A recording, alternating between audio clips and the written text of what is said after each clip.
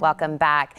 Now let me ask you a question. Would you know if someone in your family or even yourself were a victim of elder financial exploitation? Do you know what it even looks like or how prevalent it is? Well, we're about to find out thanks to Deena Hitzke and Debbie Chandler. Ladies, thank you so much for coming in today. Thank you for having us. We're going to get some education today, and then we're going to get some tools to be able to use. But can you kind of tell us what that looks like when we're talking about that exploitation? Well, financial exploitation is generally when a person in a position of trust misuses the funds and assets of a person who's particularly vulnerable to that person, maybe in a position where they're easily influenced or under the person's control.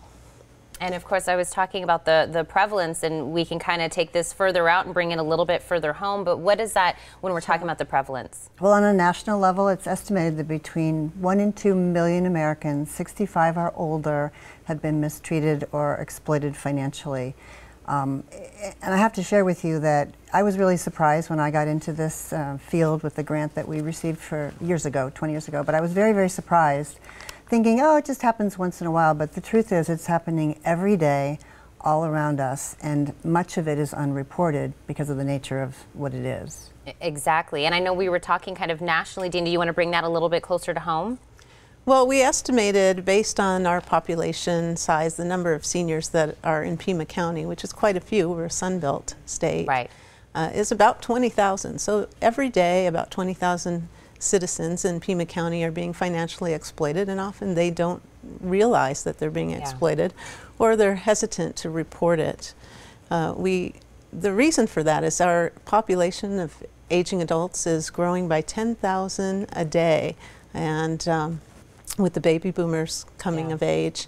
And so we're estimating by the year 2030, we will have about 18% of our population being over 65. And I know you hit just a little bit there on why maybe we have so many of these unreported cases, but can you kind of dive into that a little bit deeper? Yes, well, oftentimes the perpetrators of these crimes are adult children, or caregivers, or spouse, or loved one, a partner. So somebody that victim's really close to and cares about. They don't want that person to get in trouble or get arrested. They might have been threatened that they would go into a nursing home if that caregiver weren't available for them.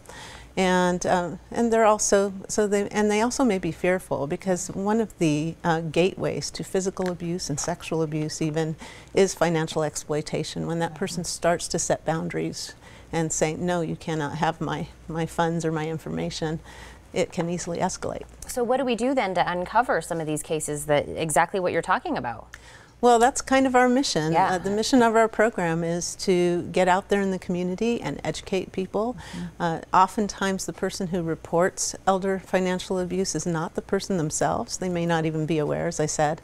So we reach out to neighbors, friends, clergy, people out in the community, and educate them and mobilize them to find these cases and help these people find protection and safety. So once we get to the awareness part, we have services that ARC, of course, comes in and helps with. What are some of those services? I just want to add on to her comment about just, being our mission.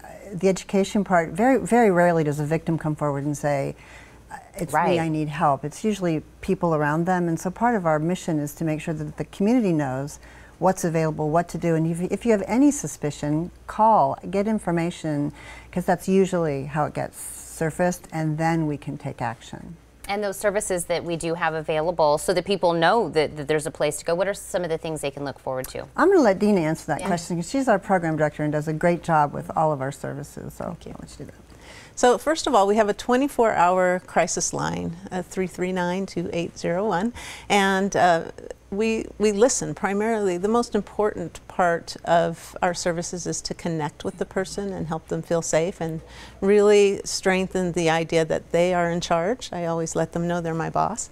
So 24-hour crisis line services, primarily safety planning. That's an ongoing process. It's not a one-time deal. So we'll talk to them about how they can identify whether they're being a financial exploitation victim, whether we can look at their bank accounts, look at their credit history and things of that nature, and help them to access resources in the community to help them. And Deena, you also talked about getting into the community. We have 2 events that are coming up, correct? Yes. Go ahead and tell me about those. So one of our events is the World End Elder Abuse Awareness Day on June 15th, and that's going to be over at the Abrams Center. We're going to be providing education with Nova, one of our partners, Nova Reverse Mortgage, Glenn Smart, and also one of our board members, Eddie Labor, who's an elder law attorney, so that people can get some more information about how to identify financial exploitation and abuse. And I'm going to let Debbie talk about our other event that's coming up this Thursday. Another event we're doing, believe it or not, we end up being related in housing very much, because often people have to be relocated or do something different. So there's a housing event this Thursday in conjunction with the mayor's office, and we encourage people to come out and check out options having to do with housing. We also do work, I wanted to just mention, we work in conjunction with many, many partners in the community: Pima Council on Aging, Adult Protective Services, the Attorney General's office, and we coordinate all of those services together, because it takes a community. I was just about to say, it takes a community, and we say that a lot here. We also say that education is always key. Yep. So I'm going to remind everyone how to get some of that education and reach out to you for those resources. Thank you both, ladies. Thank you. This was a great topic to get out there. Thank you. For everyone at home, World End Elder Abuse Awareness Day is taking place June 15th from 9 to 11 in the morning at the Abrams Public Health Center. To learn more or to get involved, please call 520-623-9383 or log on to arc-az.org.